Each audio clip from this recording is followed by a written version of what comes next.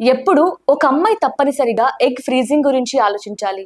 Best age range ఏది? Egg freezing ఇదొక trending topic అన్నమాట.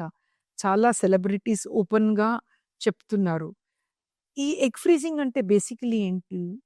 ఈ మధ్యలో మనం లైఫ్ స్టైల్ చేంజెస్ వల్ల లేడీస్ అందరూ లేట్‌గా మ్యారేజ్ అయిన తర్వాత కూడా ప్రొఫెషనల్‌గా సెటిల్ అవ్వాలి.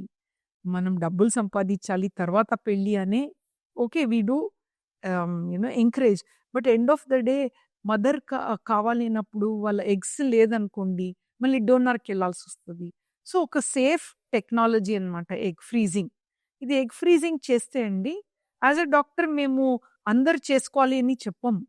Natural pregnancy is the right of every couple. అది అవ్వాలంటే 30 ఇయర్స్ లోపల ఒక లేడీ చేతిలో బేబీ ఉండాలండి. ఇండియన్ రేస్ చూస్తుంటే. ఆ టైం మిస్ అవుతే అండి నానా రకాల ట్రీట్మెంట్, నానా డాక్టర్ దగ్గరెళ్ళాలి. బట్ ఆఫ్‌కోర్స్ అందరూ తొందరగా పెళ్లి చేసుకోలేరు కదా! వాళ్ళ రీజన్స్ ఉంటాయి. బట్ అట్‌లీస్ట్ ఈ టెక్నాలజీలో ప్రిజర్వ్ చేసిన తర్వాత కూడా నేచురల్‌గా ట్రై చేసుకోవచ్చు 3, 4 ఇయర్స్.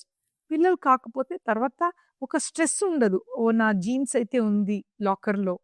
నాకు పిల్లలు కాలేదంటే నా జీన్స్‌తోనే మళ్ళీ బేబీ అవ్వొచ్చని ఆ ఒక మంచి టెక్నాలజీ అన్నమాట. సో, మీకు ప్రెగ్నెన్సీ ఇప్పుడే ఉందంటే ఈ టెక్నాలజీ అండి. దీన్ని కూడా అబ్యూజ్ చేయకూడదు. బట్ రియల్ వాళ్ళకి this will come as a very good help అన్నట్టు. ఈ ఎగ్ ఫ్రీజింగ్ అన్నప్పుడు ఒక 8-10 ఎగ్ ఫ్రీజ్ అవుతే మంచిది. 8-10 ఎగ్స్ ఎవరి దగ్గర ఉంటది? లెస్ దెన్ 30 ఇయర్స్ ప్రిఫరబుల్లీ అండి. ఎందుకంటే 35 తర్వాత 8-10 ఎగ్స్ రాదు. 4, 5 ఎగ్సే వస్తాయి. మళ్ళీ 2 పికప్స్ అవసరం.